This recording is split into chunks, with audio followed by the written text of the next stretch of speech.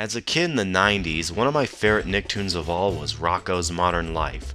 I remember watching this awesome show back in 1993 when I was 9 years old. In 1994, there was a video game based off the series, released only for the Super Nintendo, and I was like, they made a Rocko's Modern Life video game? Cool. But not exactly what you expected. As soon as you begin the game, you get to see a cutscene with Rocko and Heifer playing Frisbee with Spunky, and I will say the graphics are really good, including the music. As for the gameplay, it's an escort mission. Dare do I say that, folks? An escort mission, meaning you have to guide Spunky to the Golden Hydrant while going through obstacles and protecting him from certain enemies like Krabs, the one-eyed brown pelican, and Earl, that big dog who escaped from the science lab.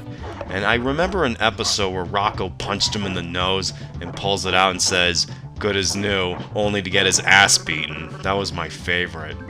I noticed the controls are pretty awkward. Whenever I try to stand on a pole or a platform, I just keep falling off.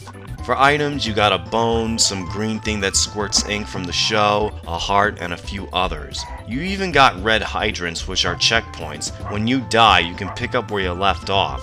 There's also a life meter for Spunky, except for Rocko. He only gets stunned when he's touched by an enemy. Now, you have to escort Spunky 4 times. After that, you move on to the next level, the junkyard. And if you press that red button, it'll shut off the electric fence. The game does feature memorable characters from the series such as Heifer Wolf, Filbert Shellback, and of course, Ed Bighead.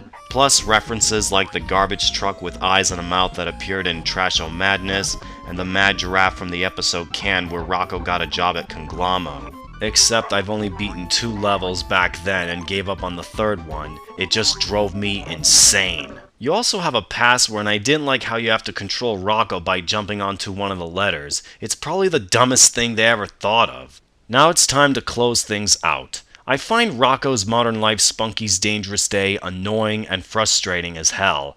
But before I end this episode, I do have a bit of a backstory. I somehow bought this game at a garage sale in 1996 when I was 11, then I sold it in 2001. I could have kept it just for the music. Anyway, this ends my 2-parter on Nicktoons based game reviews. Till then, in the words of Urinating Tree, good night and Godspeed.